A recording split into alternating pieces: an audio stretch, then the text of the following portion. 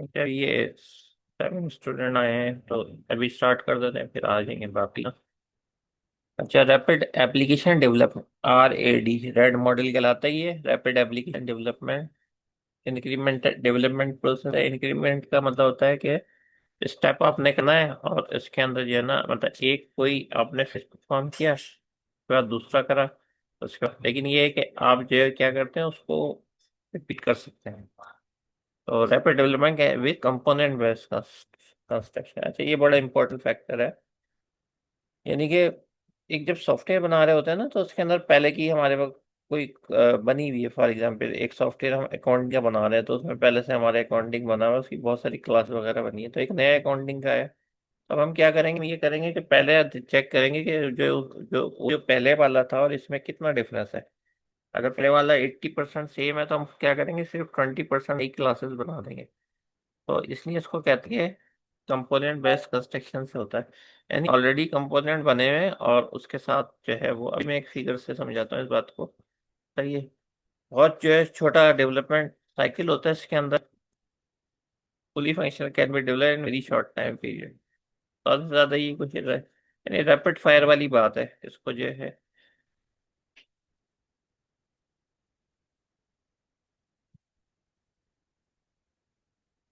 ठीक है, इसको जो है इस तरीके के मॉडल को जो है वो, मतलब प्रोग्राम किया जाता है कि आपके पास जो मेजर फंक्शन है वो डेवलप हो जाए लेस देन 3 मंथ्स के अंदर। यानी कोशिश ये की जाती है कि आपका जो मेन फंक्शन है इसके बाद 3 मंथ के अंदर जो है वो आपके डिलीवर, मतलब डिलीवर कर सकें उसको। तो इस फिगर को अगर आप समझ लेंगे तो मेरे ख्याल में फिर आपको बहुत आसानी हो जाएगी। ये कोशिश करता हूँ देख। इसमें वो क्या रहा है, प्लानिंग और एनालाइज कर लिया। अच्छा, ये पहले से बनी हुई चीजें हैं। यानी एक अकाउंटिंग सिस्टम पहले से बनाया था। अब जो नया है वो आ गया है ना अकाउंटिंग, हम चेक करेंगे कि पहले से बना हुआ है उसमें कितनी चीज कॉमन है। जो कॉमन है वो हम नहीं बनाएंगे, ठीक है। और जो नई है, सही है, ये कौन है, पहले ऑलरेडी बनी हुई है। कंपनी का मतलब समझ लो क्लासेस है या मॉड्यूल्स बने हुए हैं, वो हम नहीं बनाएंगे। लेकिन क्या करेंगे, अगर आपके 20% नए हैं तो हम क्या करेंगे, न्यू कंपोनेंट बना देंगे। और उसके अंदर भी क्या होगा, ADIM, डिजाइन डेवलपमेंट टेस्टिंग। सही है, प्रोटोटाइप साइकिल यहाँ तक चलता रहेगा इस तरीके से। यहाँ से हमने 80%, अब इसको जैसे होगी इंटीग्रेट कर देंगे। इंटीग्रेट का मतलब ये वाला भी 80% और ये वाला 20%। सही है, सॉफ्टवेयर रेडी हो गया। सॉफ्टवेयर जब रेडी हो गया तो उसको इम्प्लीमेंट कर दिया और मेंटेनेंस, ये वो फेज आ गया। तो इसके अंदर तो प्लानिंग और एनालिसिस तो वही है, ए है।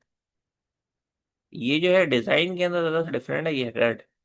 इसमें पुराने कंपोनेंट मैच करते हैं और नए कंपोनेंट ऐड करके फिर एक दोनों को मिला देते हैं।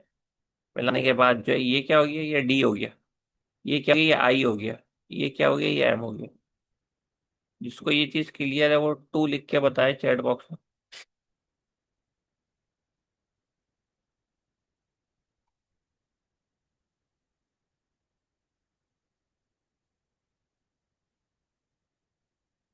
साल का है 2 खाली, बाकी जो है वो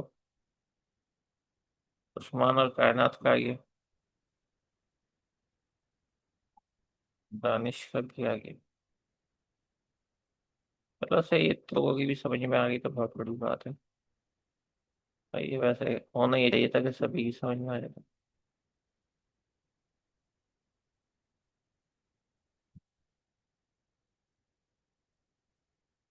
नमीर ममान की भी आई। देखो, ये ए है, प्लानिंग एंड एनालाइसिस। सही है, ए है। ये जो है क्या, डी है। डी के अंदर हम क्या करें, पहले से बने हुए को नए बनाया, पैसे बहुत सारे से 80% या 20% बना के दोनों को जमा करा, ये क्या हो गया, डी हो गया। आई और एम हो गया। हमने तो वो वही वाली बात कर दी है। अब मैंने आपको बताई थी वो बात, आप अच्छे तरीके से समझ लो कि सब मॉडल ADIM पे चलते हैं। आपके सामने एग्जाम्पल है, रेड हम नहीं जानते थे पहले, लेकिन रेड में देखो नाम चेंज करके उन्होंने वही चीज कर दी। तो इसलिए आपसे शुरू में मैंने बताया था कि हम जो है मॉडल जैसे पढ़ रहेंगे उसमें थोड़ी थोड़ी चेंजेस होंगी, लेकिन बेसिक कॉन्सेप्ट वही होगा, ADIM वाला। सही है। ये वाली जिसकी बात समझ में आ गई वो 3 लिख के बताए चैट के ऊपर। मेरी आवाज क्या देर से आती है आप लोगों को?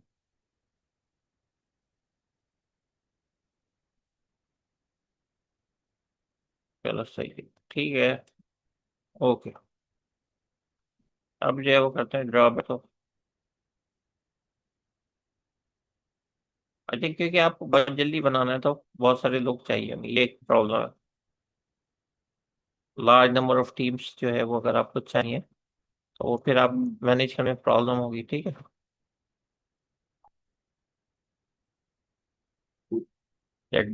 रेड डेवलपर और consumer should be committed to the rapid. दोनों को साथ देना पड़ेगा। ये नहीं कि जी ये बेचारे मेहनत में, और वो जो जिन्होंने सॉफ्टवेयर जो है वो बनवाया वो बोल रहे हैं बैठे हैं, वो कोई जवाब ही नहीं दे रहे। ये नहीं होना चाहिए, ये होगा तो फिर दया, यानी इसका पर्पज ही खत्म हो गया ना। दोनों यानी इसको कहते हैं जी कि दोनों हाथों से ताली बजाना। वो भी रेडी होंगे हर बात के लिए, फॉरन फीडबैक देंगे कि ये हो गया, अच्छा सही है, आगे चले आगे चले आगे। तभी 3 महीने में खत्म होगा। अनसुटेबल केसेस जो है वो क्या हो सकते हैं? वो हो सकते हैं कि आपके पास जो है एक ऐसा सिस्टम बन जाए जल्दी के अंदर, जो कि जिसके अंदर मॉड्यूलराइज का क्या मतलब है, जिसके अंदर मॉड्यूल सही तरीके से टॉप बॉटम अप्रोच या बॉटम टॉप अप्रोच से नहीं बने। और उसमें ये नहीं चल सकता यहाँ पे जो टेक्निकल रिस्क है, मिसाल के तौर पे आप कोई हार्डवेयर का सॉफ्टवेयर बना रहे हो जिसमें हार्डवेयर भी इंक्लूडेड है, तो वो जल्दी जल्दी में नहीं बना सकते। वहां पे जो है ना ये मॉडल नहीं चलेगा। जहाँ पे भी आपके पास जल्दी आप आराम से कर सकते हैं वहां पे बना सकते हैं, क्योंकि इसका मतलब ये रैपिड, बहुत तेज से एप्लीकेशन डेवलप है। Spiral model. स्पाइरल मॉडल क्या है? स्पाइरल मॉडल जैसे एंड यूजर। अच्छा, इसमें ये तीन, ये जो है ना स्पाइरल मॉडल, ये बोलते हैं जी हम एक्सपेरिमेंट करेंगे। और ये एवोल्यूशनरी मॉडल भी कहलाता है ना। इसमें क्या करते हैं, इसमें एवोल्यूशनरी मॉडल में हमने देखा दो होते हैं, एक स्पाइरल मॉडल होता है और एक जो इंक्रीमेंटल मॉडल होता है। तो हम पहला वाला देख रहे हैं, स्पाइरल मॉडल। अगर आपको याद नहीं आ रहा, अभी हम 13 के ऊपर है, अगर आपको याद नहीं आ रहा तो हम यहाँ पे चले जाते हैं और ये देख रहे हैं। यहाँ पे मैंने देखे थे ना ये मॉडल। तो देखो ये इसमें एवोल्यूशनरी में क्या देखा था, जो एवोल्यूशनरी का मतलब वक्त के साथ साथ, यानी कि वो चेंज होता रहता है, कोई ना कोई तब्दीली आती रहती है और वक्त के साथ साथ इवॉल्व होते हैं। तो ये इसकी एग्जाम्पल। तो ये स्पाइरल मॉडल है। देखो इसके अंदर क्या है, बिल्ड सम सॉफ्टवेयर। आपने कोई सॉफ्टवेयर बिल्ड करा, see if it meets customer requirement, check करा कि अगर नहीं है, नहीं तो गो टू वन, यानी फिर इधर ही चले जाओ। एज स्टॉप का मतलब इस फेज को स्टॉप करके अगले फेज में चले जाओ। तो ये तो एक प्रोग्राम बन गया ना, एक एल्गोरिथम बन गया। थोड़ा सॉफ्टवेयर आप डिफाइन करें या बिल्ड करें, देखें उसकी जो है कस्टमर रिक्वायरमेंट हुई है, अगर नहीं हुई है तो फिर आप दोबारा रिपीट करें, सही है, वरना आप इसको स्टॉप करके अगले फेज में चले जाएं। ये क्या कहलाती है, लूप अप्रोच कहलाती है। और ये आइटरेटिव लाइफ साइकिल मॉडल होता है। सही है, तो आइटरेटिव में एक तो ये स्पाइरल भी आइटरेटिव है। 1988 में ना बोहम, ये मतलब सॉफ्टवेयर इंजीनियर ही थे, उन्होंने डेवलप किया था सारा। इसके अंदर क्या बात थी, दो बातें थी। एक तो ये रिपीटिशन थी, यानी कि ये रिपीट होता था। अगर कोई ऐसी बात आ गई ये जी कंप्लीट नहीं हो रही है तो इसको रिपीट किया जाएगा। लेकिन इसमें दो बातें थी। इसमें रिस्क का बहुत ज्यादा ख्याल रखा जाता था कि क्या क्या रिस्क इन्वॉल्व हो सकते हैं। तो ये रिस्क मैनेजमेंट के साथ में की आइडिया क्या था इसके अंदर, की आइडिया ये था आर्टिशन जो है आइडेंटिफाई किया की जाएगी और उसकी जो सब प्रॉब्लम सॉल्व की जाएगी जिसके अंदर हाई रिस्क होगा। सही, तो ये अगर हम इसको ये कहें जी ये रिस्क बेस्ड सिस्टम है, इसके अंदर ये देखा जा रहा है कि रिस्क जो है ज्यादा किस में इन्वॉल्व है, पहले हम उस चीज को जो है वो सॉल्व करने की कोशिश करते हैं। अगर इसकी टर्म में बात की जाए तो पहले जो है हम इसको बनाने की कोशिश करते हैं। अब देखो ये है मॉडल, स्पाइरल मॉडल की पिक्चर इन्होंने जरा सी डिफरेंट दी है, ठीक है। और इन्होंने कम्युनिकेशन कम्युनिकेशन प्लानिंग क्या हो गया, ए, मॉडलिंग क्या हो गया, डी, कंस्ट्रक्शन कोड टेस्ट क्या हो गया, आई। मेंटेनेंस क्या हो गया, डिप्लॉयमेंट। अब बताओ, ये भी चल रहा है, एडीआईएम पे चल रहा है। तो इसलिए मैंने कहा था, हालांकि इसका नाम ही फ्रेंड एस्पायरल मॉडल। अब वो क्या कहते हैं, स्टार्ट करो। ठीक है, देखो ये इस तरीके से चलेगा। यहाँ तक आपने करा। अगर इस फेज में कोई मसला नहीं है, सही है, तो फिर हम क्या करेंगे, अभी चल क्या रहा है, ये ऐसा कर चल रहा है कि ये कम्युनिकेशन करी, प्लानिंग करी, ठीक है, मॉडलिंग करी, उसके बाद क्या हुआ, मॉडलिंग कंस्ट्रक्शन डिप्लॉयमेंट करी। अगर यहाँ तक है सही है, वरना क्या हुआ, आपने आइट्रेशन शुरू कर दी, रिपीट करा इन स्टेप्स। अब देख सॉफ्टवेयर कंप्लीट हुआ नहीं हुआ, तो फिर आपने रिपीट कर दी। अब देखा सॉफ्टवेयर कंप्लीट नहीं हुआ, तो रिपीट कर दी। तो ये स्पाइरल मॉडल जो है, इसलिए इसको कहते हैं इटरेटिव मॉडल। यानी इसमें ये चीजें जो है वो आप रिपीट करते रहते हैं, फिर रिपीट करते हैं, फिर रिपीट करते हैं। अगर स्पाइरल मॉडल को हमने वैसे समझना है, तो इसके अंदर क्या है, प्लानिंग के अंदर जो है, जेनी एनालिसिस के अंदर जो है वो आप प्लानिंग करते हो, कस्टमर की रिक्वायरमेंट एनालाइज करते हो। इसके अंदर अगर आप देखो, इसके साथ साथ आप क्या कर रहे होते हो, रिस्क एनालिसिस भी चेक कर रहे होते हैं कि रिस्क है, ठीक है, रिस्क रेजोल्यूशन। और इंजीनियरिंग एक्टिविटीज भी परफॉर्म करते हो, जैसे प्रोटोटाइप बनाना, एडवांस प्रोटोटाइप बताना, सही। और साथ में कस्टमर की भी फीडबैक लेते रहते हो। तो ये जो इधर लिखा है ना, स्पाइरल मॉडल के अंदर क्या क्या होता है, प्लानिंग में रिस्क होता है, रिस्क एनालिसिस होता है, इंजीनियरिंग में डिजाइन वगैरह होता है, यानी वही आप टेक्निकल काम करते हैं, और कस्टमर एवोल्यूशन, यानी उसका फीडबैक लेते हैं। तो ये चारों चीजें यहाँ पे भी लिखी हैं कि यहाँ पे जो प्लानिंग होगी, फिर रिस्क होगा, फिर जो है वो इंजीनियरिंग होगी, ये इंजीनियरिंग, और यहाँ से मिला लो इंजीनियरिंग, कस्टमर एवोल्यूशन यहाँ से मिला लो। तो ये हम इस तरीके से भी डिवाइड कर सकते हैं। एडवांटेजेस है कि ये बहुत ज्यादा जो है रियलिटी करीब होता है। मॉडल जो है वो आपके पास जो है एक्यूरेट रिफ्लेक्स करता है, क्योंकि आपके पास सॉफ्टवेयर में अक्सर ऐसा होता है कि हमें रिपीट करना पड़ती है चीजें।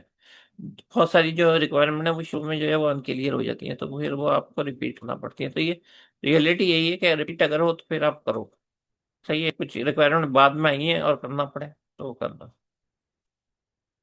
अच्छा, आसान इसलिए है कि जो है ना, ये वाटरफॉल की तरह, यानी फेज बाय फेज तो चलेगा, लेकिन रैपिड प्रोटोटाइप के मेथड के ऊपर जो जहाँ पे मतलब चेंज कस्टमर का आएगा, वो भी साथ साथ चलती रहेगी। अच्छा, क्योंकि कंप्लीट मॉडल है, तो अक्सर मॉडल में अभी तक हमने पढ़े, उसमें रिस्क को नहीं देखा जाता था कि क्या क्या परेशानियां आ सकती हैं, क्या क्या प्रॉब्लम आ सकती है। तो ये कि हर हर स्टेप पे रिस्क को देखता है। तो इसलिए जो है वो प्रॉब्लम्स जो है वो प्रॉब्लम्स डिक्रीज का मतलब है कि सक्सेसफुल हो गया प्रोजेक्ट, जो विजिबल होता है। विजिबल का क्या मतलब है कि हाँ, किस स्टेज के ऊपर है, सॉफ्टवेयर हाउस को भी पता होता है, उधर के प्रोजेक्ट मैनेजर को भी पता होता है, और कस्टमर को भी पता होता है कि हमारा कितना काम हो गया। डिसएडवांटेज क्या है कि टेक्निकल एक्सपर्टीज चाहिए, क्योंकि आपके पास रिस्क बहुत ज्यादा इन्वॉल्व है ना। यानी कि बहुत अच्छे प्रोग्रामर हो, बहुत अच्छे डिजाइनर हो, क्योंकि मॉडल ऐसा है कि अगर आपने किसी नॉन टेक्निकल के हाथ में दे दिया, तो वो क्या करेगा, वो उसको सही तरीके से बना नहीं पाएगा। बहुत ज्यादा, क्योंकि ये कॉम्प्लिकेशन होती है, हमें बार बार चीजें कर रही होती है अकॉर्डिंग टू रिक्वायरमेंट। तो आपके पास जो है प्रोफेशनल मैनेजमेंट चाहिए, बहुत ज्यादा एडमिनिस्ट्रेटिव वर्क भी होता है इसके अंदर, हर चीज को देखना, हर चीज के रिस्क को इन्वॉल्व करना। तो एक ऑटोमेटिकली ये इसका मतलब है कि आपके पास एक एक्स्ट्रा जो है वो कुछ स्टाफ वगैरह चाहिए, जो पूरी एक्टिविटी को कंट्रोल कर ले। ये नॉर्मली प्रोजेक्ट मैनेजर ही होता है। अब हमने दूसरा क्या देखा था, एक स्पाइरल देखा था, और एक देखा था इंक्रीमेंटल मॉडल। तो ये जो है कंबाइन होता है, इसमें वाटरफॉल के और एवोल्यूशनरी मॉडल के होता है। इसकी इधर जैसे इसके अंदर भी वही है कि रिक्वायरमेंट क्या, फिर आपके पास जो है वो split time to increment, design system architecture, ठीक है। अब देखो, ये रिक्वायरमेंट, और ये जो है आपके पास, ये हो गया, ये, और ये जो है वो डी हो गया, ये को भी डी में ले लो, इंटीग्रेट कर लो। फिर आपके पास जो है ना, ये आई में ले लो, और ये जो है एम में ले लो। तो ये अगेन नाम चेंज हो गया, आपने देखा एडिटिव के अंदर, लेकिन चीजें वही डिफरेंट नाम से, और स्टेप्स भी बढ़ गए, 1 2 3 4 5 6 7 स्टेप्स। जबकि हमने उसमें देखा था एडीआईएम। तो मैंने आपसे ये कहा था कि कुछ फेज में कम या ज्यादा हो जाएंगे फेजेस ना, इसको इस तरीके से कहते हैं। ये चार आपने परफॉर्म किए हैं, अच्छा, एक एक वर्जन उसको दे दिया, क्लाइंट को कि कैसा है। क्लाइंट ने बोला कि अभी सही नहीं है। आपने क्या करा, दोबारा रिपीट कर दिया, फिर दूसरा वर्जन दे दिया क्लाइंट को, इंक्रीमेंट 2 कहलाएगा वो। उसने कहा ये सही नहीं है, तो फिर आपने क्या करा, तीसरा वर्जन दे दिया। तो इस वक्त इस तरीके से वो चलता है, इंक्रीमेंट चलता रहता है। तो इसका क्या मतलब है, each iteration is a mini waterfall. अब देखो वाटरफॉल में तो हमने बोला था यहाँ खत्म हो जाए, लेकिन हम क्या कर रहे हैं, उसको फिर रिपीट कर रहे हैं। अगर रिक्वायरमेंट पूरी नहीं, फिर उसको रिपीट करें अगर रिक्वायरमेंट पूरी। तो इसलिए कहते हैं each increment is a mini waterfall. ये एक छोटा, अच्छा मिनी क्यों वाटरफॉल कह रहे हैं, इसलिए कह रहे हैं कि ये जो है ना, जल मतलब ये स्टेप्स जो है वो आपके पास ज़रा जल्दी परफॉर्म करते हैं हम, एज कम्पेयर टू जो हमारे पास नॉर्मली वाटरफॉल में होता है, उसके मुकाबले ज़रा कम स्पीड, मतलब ज़्यादा स्पीड से कर रहे हैं। तो इसके अंदर इंक्रीमेंटल मॉडल में क्या होता है कि आप जो है वो तमाम की तमाम चीज़ें प्रायोरिटाइज कर लेते हैं, प्रायोरिटीज दे देते हैं उन्हें, सर्विस को। यानी कि जो ज़्यादा इंपॉर्टेंट है वो पहले बनेगी चीज़ है। जितनी भी रिक्वायरमेंट इंपॉर्टेंट होती है वो आप उसको जो है वो मैप कर लेते हैं। या अमीर अब्दुल्ला आ गए। Freeze requirement for the current increment, ठीक है। तो अगर आपको जरूरत पड़ी है कि फ्रीज करने की कुछ रिक्वायरमेंट पर, तो आप जो है उसको फ्रीज करके, मतलब कुछ ऐसी रिक्वायरमेंट हो रही होती है ना कि इस इंक्रीमेंट में कंप्लीट नहीं हो रही, तो उसको फ्रीज कर देते हैं और इंक्रीमेंट रिलीज कर देते हैं। क्योंकि आपके पास पता होता है आपको कि आप जो है वो इंक्रीमेंटल मॉडल है तो रिपीटिशन होगी, तो उसके अंदर बाकी रिक्वायरमेंट जो है वो दे देंगे या कंप्लीट कर देंगे। Each increment release is a working system. अच्छा, जितना भी देखिए, मैंने बोला ना वर्जन 1, तो अब ऐसा नहीं होगा कि वर्जन 1 काम नहीं कर रहा होगा, वर्जन 1 काम कर रहा होगा बिल्कुल, जैसे आपके पास बीटा वर्जन होता है वो काम कर रहा होता है। लेकिन क्या करता है, कस्टमर के फीडबैक के ऊपर पहले यूजर उसको चला के देखता है, और जो है अगर वो सही चल रहा है तो सही है, वरना फिर क्या है, वो उसको कह देता है कि आप जो है इसको थोड़ा और सही करें। तो इसका मतलब हम एक इंक्रीमेंट और बढ़ा देते हैं। इंक्रीमेंट का मतलब एक आइट्रेशन और बढ़ा देते हैं। अच्छा, फायदे भी हैं। कभी कभी ऐसा होता है कि इंक्रीमेंट में सारा काम हो जाता है, तो बहुत जल्दी काम हो जाता है। हर इंक्रीमेंट एक्चुअली होता है क्या वर्जन में, वो एक प्रोटोटाइप ही की तरह होता है। प्रोटोटाइप का मतलब पहले से आपने बता दिया कि सॉफ्टवेयर कैसे काम करेगा, लेकिन ये प्रोटोटाइप से बड़ा होता है, ये पूरा वर्जन होता है, इसमें सारी चीजें वर्क कर रही थी। इसमें फेलियर का कम रिस्क होता है, क्योंकि हम मॉडल ही ऐसा फॉलो कर रहे हैं ना कि एक चीज हमने कंप्लीट करके दी V1, अब हमें पता है V2 अगर ये नहीं कहेगा तो बनाना है। तो इसमें ये रिस्क खत्म हो जाता है कि आप जो फेलियर की तरफ जाएंगे। वाटरफॉल क्यों फेल हो रहा था, इसलिए फेल हो रहा था कि रिक्वायरमेंट हो गई पूरी तो सही है, नहीं हुई तो फिर आप दोबारा ऊपर जा ही नहीं रहे वापस। तो इसलिए जो उसमें फेलियर के चांस ज्यादा थे, इसमें नहीं है। जो ज्यादा आपके पास इंपॉर्टेंट सर्विसेज हैं वो, उसको जो है वो आप पहले इम्प्लीमेंट करके और टेस्ट कर लेते हैं। फिर हमारे पास ये है यूनिफाइड प्रोसेस मॉडल, जिस जो हम नॉर्मली यूज केस ड्रिवन कहते हैं, आर्किटेक्चर सेंटर कहते हैं। आइटरेटिव होता है, इंक्रीमेंट सॉफ्टवेयर प्रोसेस होता है। UP is attempt to draw the best feature and of conventional software process model, ठीक है। ये जितने भी आपके पास और मॉडल थे, उन सबके जो बेस्ट फीचर थे उसको कंबाइन करके एक मॉडल बनाया गया है, जिसको यूनिफाइड प्रोसेस मॉडल कहा गया है। इसमें कुछ एजाइल के भी मतलब इंक्लूड होती है चीजें। एजाइल का मैंने बोला था वेलकम रिक्वायरमेंट, सही। और ऑब्जेक्ट ओरिएंटेड जो है सॉफ्टवेयर इंजीनियरिंग बेस करता ही है उसके ऊपर। और ये हम यूज जो ज्यादातर करते हैं वो UML इसके अंदर यूज कर रहे होता है, यूनिफाइड मॉडलिंग लैंग्वेज। फेजेस जो है वो इसमें 4 होते हैं। इंसेप्शन, देखिए मैंने कहा था ना नाम चेंज होगा, ये क्या हो गया, ए हो गया, सही है। ये और ये जो अगर आप किसी तरीके से, अब इन्होंने क्या करा, एलिब्रेशन को जो है वो कुछ प्लानिंग में रखा है जो हमारा ए था, और कुछ जो मॉडलिंग में रखा है जो हमारा डी था। तो ये भी हो सकता है, कम्बिनेशन हो सकता है। फिर ये कंस्ट्रक्शन है, सही है। कंस्ट्रक्शन का क्या मतलब है हमारे पास, इम्प्लीमेंटेशन। फिर ये जब डिप्लॉयमेंट हो गई, तो इसके अंदर जो है वो अब आप V1 में भी रिलीज कर दोगे, सॉफ्टवेयर इंक्रीमेंट हो गया। अगर कोई मसला है तो फिर क्या करेंगे, फिर हम इस प्रोसेस को रिपीट कर सकते हैं, क्योंकि इसके अंदर जो है वो हमारे पास है कि आइटरेटिव और इंक्रीमेंटल मॉडल सॉफ्टवेयर ये प्रोसेस है। इंसेप्शन क्या होता है? इंसेप्शन अभी मैंने बताया एनालिसिस फेज होता है, तो इसके अंदर क्या हो गया, कम्युनिकेशन एंड प्लानिंग हो गई। सारी बिजनेस रिक्वायरमेंट आप ले लें, यूज केस बनाते हैं कि यानी कि एक एक्टर होता है, पर्सन होता है, वो कोई पर्सन भी हो सकता है, कोई मशीन भी हो सकती है, कोई और सिस्टम भी होता है। यानी फिगर बना के समझने की कोशिश करते हैं। ये एक लैंग्वेज है यूएमएल, जिसमें फिगर बनती है, लेकिन ये रिक्वायरमेंट गैदरिंग की लैंग्वेज। जब बन जाता है सारी रिक्वायरमेंट, तो हम क्या करते हैं, पहले फिगर के थ्रू जो उसको समझाते हैं कस्टमर को, और ये देखते हैं कि वो कितनी रिक्वायरमेंट हम समझ पाए सही तरीके से, ताकि जब वो इम्प्लीमेंट या कोडिंग के लिए जाए तो हमें कोई प्रॉब्लम ना हो और वो बिल्कुल सही बन जाए। तो इसकी तस्दीक करवाना पड़ती है बार तक, जब तक वो सेटिस्फाई, वो बोले हाँ ये सही है। अगर वो बोलते हैं ये सही नहीं है, तो आप क्या करेंगे, यूएमएल चेंज कर लेंगे। सही। फिर अब टू, इसके अंदर मैंने बोला कि इसके अंदर जो कस्टमर कम्युनिकेशन यानी प्लानिंग भी है इसके अंदर। ठीक है। और जो है साथ में जो आर्किटेक्चर है वो आपके पास यूज के case model, 5 different views of software, use case model, analyse model, design model, implementation model और डिप्लॉयमेंट। सही है। तो ये जो है आपके पास एक्सपेंड करता है आर्किटेक्चर को, और ये एक्सपेंड जो है वो इन 5 मतलब मॉडल्स के अंदर है। एलिब्रेशन क्या करता है? एलिब्रेशन जो है आपके पास ये रेडी कर देता है एक आर्किटेक्चर बेसलाइन, यानी कि तमाम रिक्वायरमेंट जो है वो आपने उसमें देख ली है, तो वो आपको एक रेडी कर दे। मतलब आर्किटेक्चर वो होता है जिसके ऊपर बिल्डिंग खड़ी हुई होती है। बहुत बेहतरीन किस्म का जो आर्किटेक्चर है वो क्रिएट हो जाता है, खड़ा हो जाता है। कंस्ट्रक्शन अभी हमने जैसे कहा कि make changes use case operation for end user. ठीक है। Component are being implement, unit test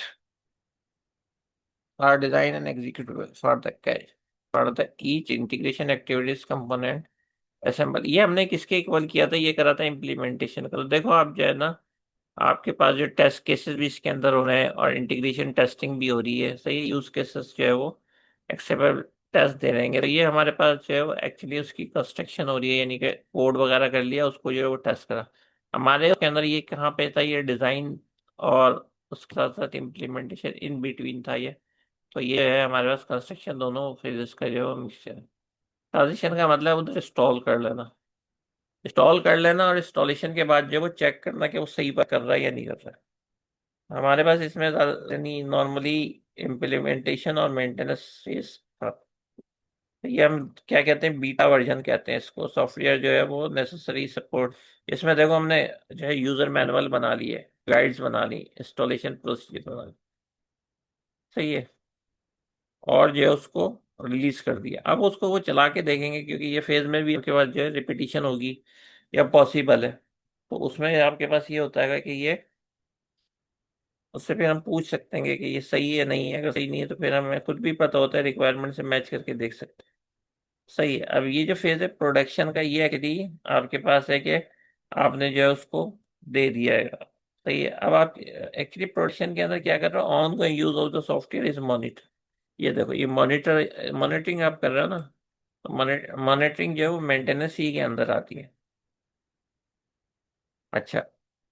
वहां पे जाके जो आप क्योंकि खुद इंस्टॉल कर रहे होते हो, तो वहां आप देखते हो उनका इंफ्रास्ट्रक्चर मीन हार्डवेयर सॉफ्टवेयर जो कुछ भी है वो सपोर्ट कर रहा है या नहीं कर रहा है।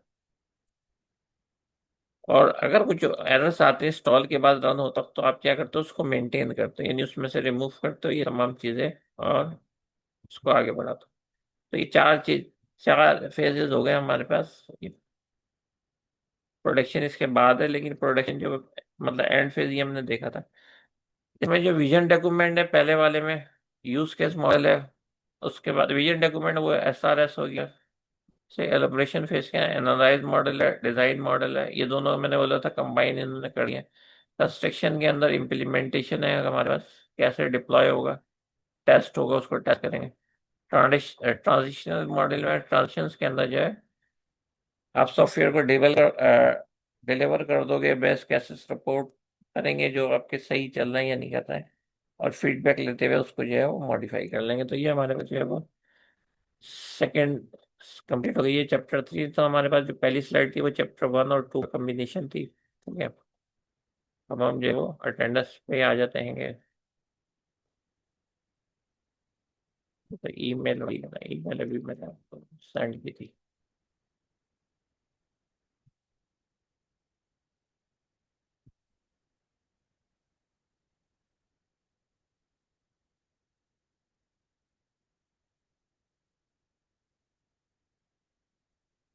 क्या हो सकता है, एक आध असाइनमेंट मैं अपलोड कर दूं, क्योंकि हमारा ना क्विज हो पाया ना असाइनमेंट हो पाया।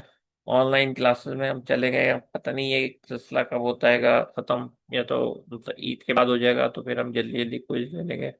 लेकिन अब इसका मुझे तो नहीं पता चल रहा है, अंदाजा नहीं हो रहा है कि ये जो है कब तक जो है गवर्नमेंट रखती है। लेकिन अभी इनिशियली आपको पता है कि शायद 31 जो है मार्च तक जो है अभी लोगों ने इसको देख रखा है। तो अगर उसके बाद हुआ तो फिर क्विज जो है वो देख लेंगे वहां जाके ऑनलाइन।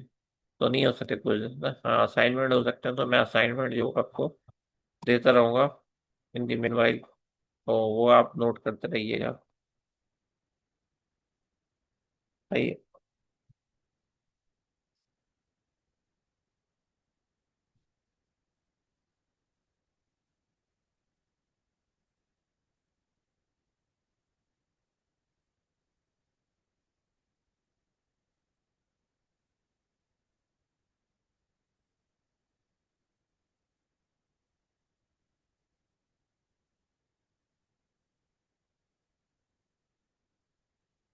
अच्छा करना वही होगा, जैसे मैं नाम लूंगा ना।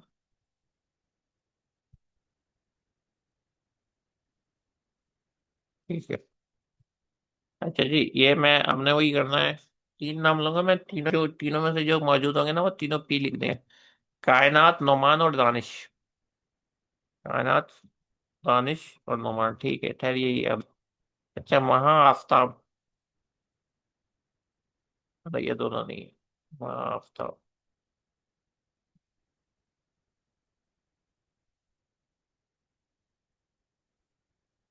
ये तो उस्मान कर दे यार। ये किसका लग, इसका लगना चाहिए। उस्मान का तो उस्मान है ना। हाँ पी है सी।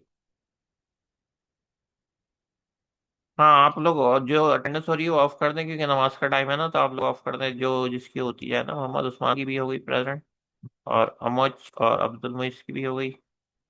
अमोच है, अब्दुल मुइस की तो एबसेंट ही लगेगी ना। अमोच का नहीं आ रहा था सर, अमोच जो है वो मेरे ख्याल में निकल ली है, आ गए।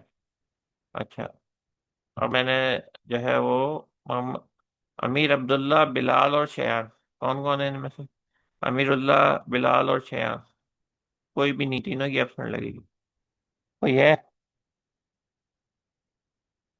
कौन है?